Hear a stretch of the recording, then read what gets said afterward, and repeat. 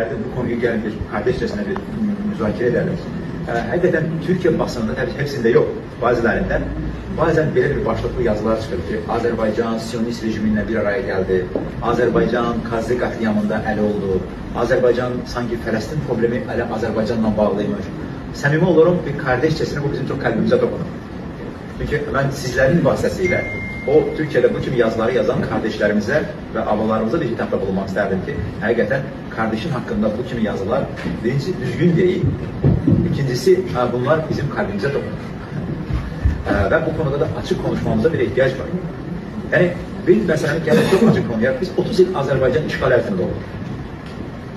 30 yıl çifte standartların biz kurbanı olduk. Yanımızda bir kardeş Türkiye oldu. Bir kardeş Türkiye oldu. Bu dünyada hiç kes yanımızda olmadı. Ve bize dediler ki gelin topraklarınızın işgaliyle barışın. Buyur. Bize silah satan yok idi. Avrupa silah pazarı, Batı silah pazarı bizim için kapalıydı. Ermenistan işgal bize yaptığında 1992. yılda ABD Kongresi bize yaptırımlar yaptı. Hocalı soykırımından sonra. Sanki hocalığını biz Ermeni halkına karşılamış.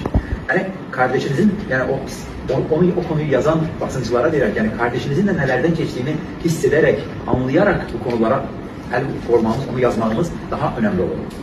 Ve bu arada Osmanlı'da olduğu gibi Azerbaycan'da da biz həmişə elimizi herkese açmışıq, oyunumuzu. Musevi Yahudiler olsun, Ermeniler olsun, kim zulmdə, zorda olmuşsa biz öz son ekmeğimizi herkese vermişik. Bu Türk milletinin, halkımızın bir kültürü. Bizde de tarihen Yahudiler, Museviler yaşamışlar. Onlar da yan bayana, Müslümanlar olarak, Yahudi olarak bir birliğe yaşamışlar.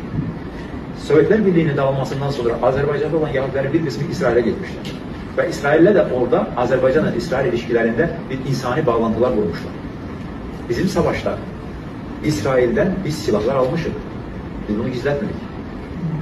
Ama paramızı verip silah almışız. Ve bu silahlarda da topraklarımızı azat etmek için bizim Kurtuluş Savaşımızda, Vətən Savaşımızda kullanmışız. Askerlere karşı. Topraklarımızı azat etmiş. Yani Avrupa'nın, ABD'nin silah pazarı bize bağlı olan da İsrail'den bunu almış. Ve İsrail de bize diplomatik destek de vermiş.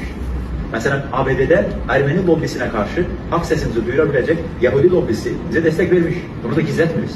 Burada gizledeceğimiz bir şey de yok. Bunu da açık konuşuruz.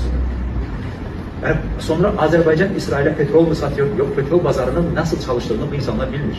Petrol pazarında o petrol gemiye doldurulursa, gemi açık denize çıktıysa o senin değil.